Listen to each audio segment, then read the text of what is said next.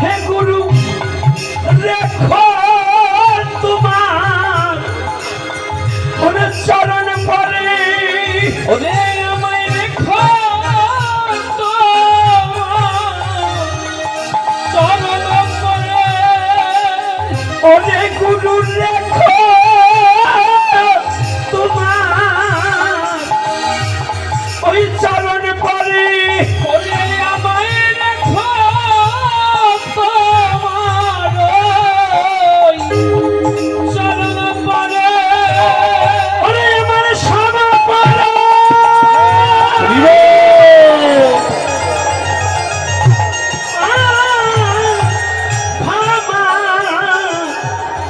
ক্ষমা করে রে ওরে আমার সব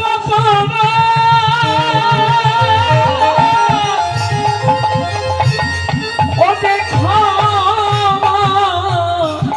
করে ওরে তুমি রেখো তোমার চরণ পরে ওরে আমায় রেখো তোমার চরণ পরে চরণ পরে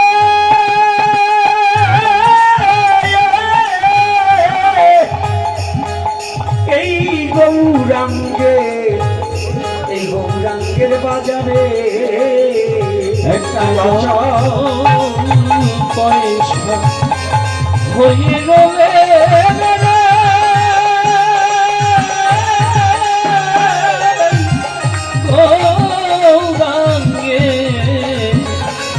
গৌরাঙ্গের বাজারে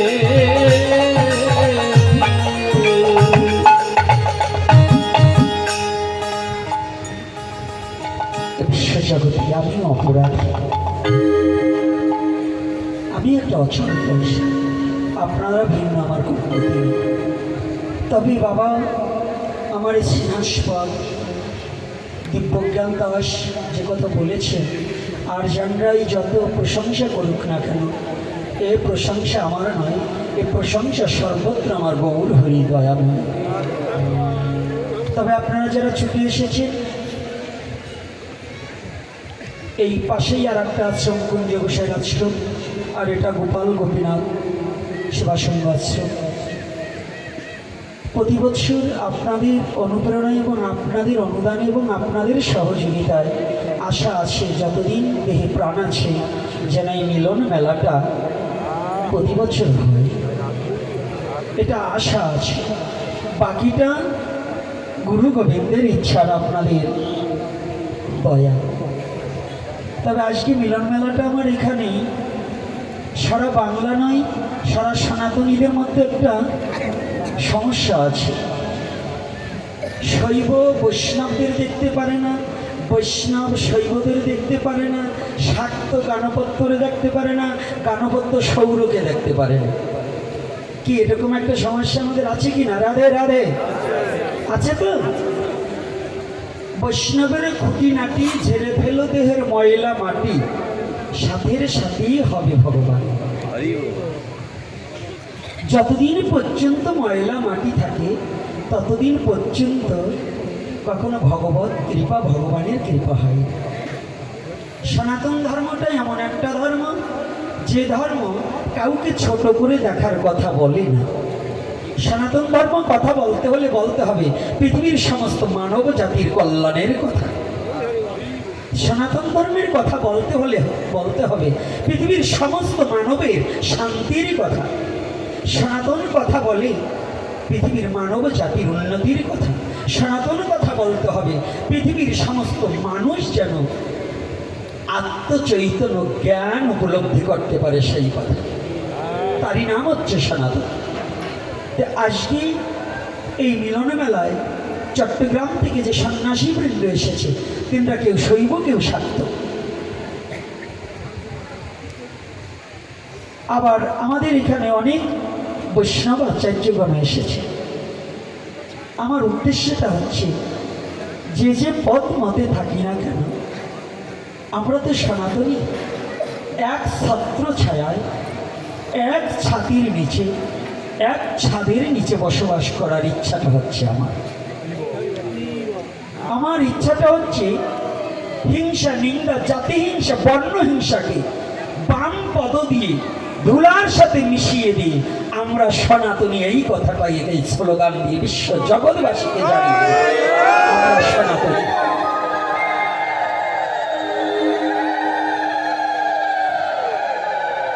আমার একটাই ইচ্ছা, মানুষে মানুষে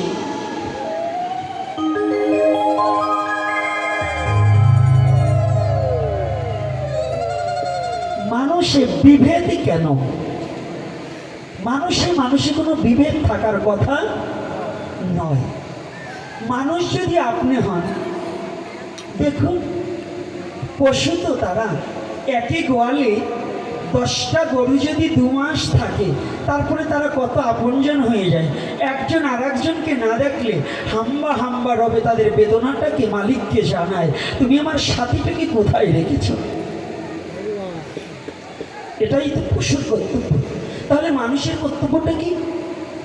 একটা মানুষই, কে হিন্দু, কে মুসলমান, কে বৌদ্ধ, কে খ্রিস্টান, এটা সনাতনের কথা নয়। সনাতনের কথা হচ্ছে সার্বিক চিন্তা। সনাতন ধর্ম কথা বলবে সমস্ত মানব জাতির উপকারের কথা। সনাতন ধর্ম কথা বলতে হবে সবাইকে আপন করার কথা।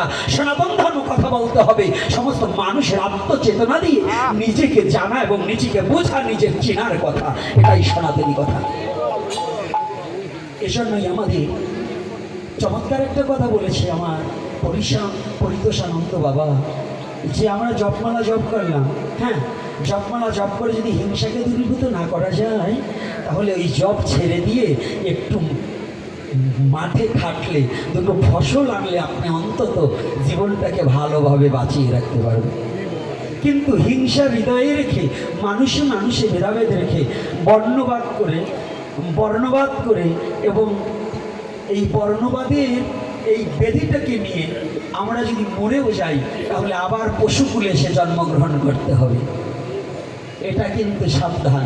তাই আমি এবারের আলোচনাটা একটু ব্যতিক্রম না, আমার আসার কোনো ইচ্ছা ছিল না, কিন্তু ছেলেদের অনুরোধে, কিন্তু আমাদের 64 মান্তের ভোগ রাখ যখন, তাহলে ভোগারতি কীর্তন একটু করতে হবে অবশ্যই, নাকি করতে হবে কি না? তবে একটা কথা দেন, আমি কিন্তু আপনাদের কাছে কিছু চাই না। আপনাদের আমি নিমন্ত্রণও করতে পারি না। নিমন্ত্রণের নিয়ম হচ্ছে কি, কললগ্ন কৃতবাসে প্রতিজনের বাড়িতে যেয়ে তার সামনে গিয়ে নিমন্ত্রণ করা, কিন্তু আমি সেটা পারি না। তবে এটা আপনাদের দয়া যে আপনারা ছুটে এসেছেন। তবে আমার একটু বসবার দেওয়ার জায়গাও নেই, যেখানে আপনারা বসেছেন এটাও এই পাশে কুঞ্জদাস গোস্বামীর জায়গা, তার সেটাও রাধা গোবিন্দর নামে। এখানে 10% জায়গা নেওয়া হচ্ছে, এটাও রাধা গোবিন্দর নামে। আপনারা যেখানে বসেছেন এটা ভগবানের জায়গা, এটা কারো জায়গা নয়, আমারও নয়। তবে আপনারা এই ভগবানের বাড়িতে, ওটাও মন্দির এটাও মন্দির, এই মন্দিরগুলো রক্ষা করতে হলে ভক্তবৃন্দের আগমন না ঘটলে মন্দির কখনো পবিত্রও হয় না, মন্দিরও অপবিত্র হয়ে যায়। যখন ওই মন্দিরে ধূপ দ্বীপ এবং ভক্তের আগমন না ঘটে, মন্দির অপবিত্র হয়ে যায়। এই মৃত্যু আশ্রম এবং এই মৃত্যু মন্দিরগুলাকে পুনর্জীবিত হয় একমাত্র শুদ্ধ ভক্তের চরণ স্পর্শে। তাই আপনারা কৃপা করে প্রতি বৎসর যখনই পরস্পরে শুনতে পাবেন, আপনারা কৃপা করে এসে এই চুমূর্তি, আমার এই চুমূর্তি ভক্তদের হৃদয়ে যদিও কারো মনে যদি কোনো কলুষতা থাকে, আপনারা সকলে কৃপা করবেন, সবার দুর্বুদ্ধি নাশ হয়ে যেন শুদ্ধ প্রেম ভক্তি জাগ্রত হয়। এই সুমূর্তিটা যেন একটা মহাতীর্থ হয়। গোপাল পোদ্দারের নাম শুনেছেন, যাদের নামের দল ছিল, শুনেছেন না? এখানে সমস্ত জাতির বসবাসী প্রায় জাতিরই বসবাস আছে। কি আপনারা কৃপা করবেন এই চুমূর্তি যেন একটা মহাতীর্থে পরিণত হয় আপনাদের চরণধুলি। আর আমার দুরাচারকে যদি আশীর্বাদ না দিতে পারেন, একটা অভিশাপ দিবেন। এই অভিশাপ দুটো আমি চেয়ে নেব, দুটো অভিশাপ। আমার শ্রদ্ধাভাজন বাস্তবটি থেকে নিতাইরা এসেছে, সদানন্দ ঠিকাদার এবং নাম আমার বেঁচে চেনা অনেকের নাম আমি বলতে পারবো না। আমার নিতাইদা, আমি যখন হসপিটালের বেডে, আমি ভাবতে পারিনি মেডিকেল থেকে দলে দলে ডাক্তাররা, নার্স, ছাত্ররা আমাকে দেখতে গিয়েছে। আমি অনেককে চিনিও না, কিন্তু আমাকে দেখতে গিয়েছি। এক ভক্ত আমাকে ফোন করে বলছে, বাবা জানেন আমাদের কাছে বাস্তবকে নিতাইটা কেঁদে কেঁদে বলে এই যে আমি নিতাই যদিও মরে যাই তাতে কোনো দুঃখ নাই, আমাদের গোপীনাথ যেন ফিরে আসে।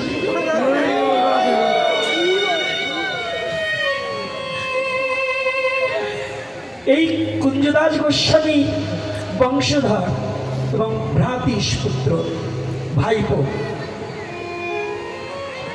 অরুণচন্দ্র বিশ্বাস মহাশয়, উনি মাস্টার বাবু ছিলেন। ওই যে পিছনে দেখুন, আমি সবার পিছনে থাকবো, মাকে মনে মনে একটু ডাকবো। আজকে সবার পিছনে কাঙালের মতো বসে আছে। আমাকে বলছে, দাদু ভাই অনেক দিন আগে এসেছি, আর মাঝে একবার এসেছি, আবার এসেছি একটা লালসায় যে আমার পিতৃপুরুষের ভিটায় আবার সাধুগুরু বৈষ্ণবের আগমন ঘটবে, আমি যেন সেটা স্বচক্ষে দর্শন করতে পারি। আপনারা তাকে আপনি কৃপা করবেন, যার পিতৃপুরুষের অবদানে আজ এখানে আপনাদের মিলন মেলা বসার সৌভাগ্য হয়েছে। এই যে কতগুলো শুভাকাঙ্ক্ষী ব্যক্তি আমার, যারা আজও ভগবানের কাছে বলে গোপীনাথকে, আমার মতো গোপীনাথের দ্বারা কিছু সমাজের হয়নি, জাতিকে কিছু দিতে পারিনি, সমাজকে কিছু দিতে পারিনি, আমি কাউকে কিছু দিতে পারিনি, শুধু এই পৃথিবীর কাছ থেকে শুধু নিয়েছি, কিন্তু আমার ভগবানকে আমি কিছু দিতে পারিনি। তবে আপনাদের কাছে দুটো অভিশাপ চেয়ে নিচ্ছি। একটা অভিশাপ, যেদিন আমার প্রাণ পাখি যাবে সেদিনও যেন আমি মৃত্যু ভয়কে দূরীভূত করে দিয়ে শুধু একটু সত্যের পথে চলতে পারি, আর বদলে যেন মধুমাখা হরি নাম করতে পারি। এই অভিশাপ। আর একটা অভিশাপ চাই, আর একটা অভিশাপ দেবেন। বৈষ্ণব ঠাকুর হরিদাস জীবন বলেছিল, তোমাকে শুধু চাই না, আমি তোমার ভক্তগণের সঙ্গে চাই। আমাকে অভিশাপের সাথে আমাকে একটা জিনিস দেবে, কি জানি কি অভিশাপটা? আমায় চরণ সারা করুণা রে, আমায় চরণ ছাড়া করুণা রে, ওই আমায় চরণ ছাড়া করুণা রে, আমায় চরণ ছাড়া করুণা রে। ওরে আমি ওই চরণে অপরাধী বলে তোমরা আমায় চরণ ছাড়া করুণা রে। আমি ওই চরণে অপরাধী বলে চরণ ছাড়া করুণা রে। আমি ওই চরণে যোগ্য নই, তোমরা আমার চরণ ছাড়া করুণা রে। আমি ওই চরণে যোগ্য নই রে, তোমরা চরণ ছাড়া করুণা রে। আমাকে চরণ ছাড়া করে দেবে, এই দুটো অভিশাপ আমার শিরে দিতে। আর আমার সমস্ত অপরাধ ক্ষমা সুন্দর দৃষ্টি করে ডেকে এনে দূর দূরান্ত থেকে এনে সাধুগুরু বৈষ্ণবদের আমি যত্ন করতে পারি। আমি বড় অপরাধী। আর এখন আমাদের সময়টা তো সংকীর্ণ, দূর দূরান্ত থেকে ভক্তরা এসেছে, অনেক দূরে যেতে হবে।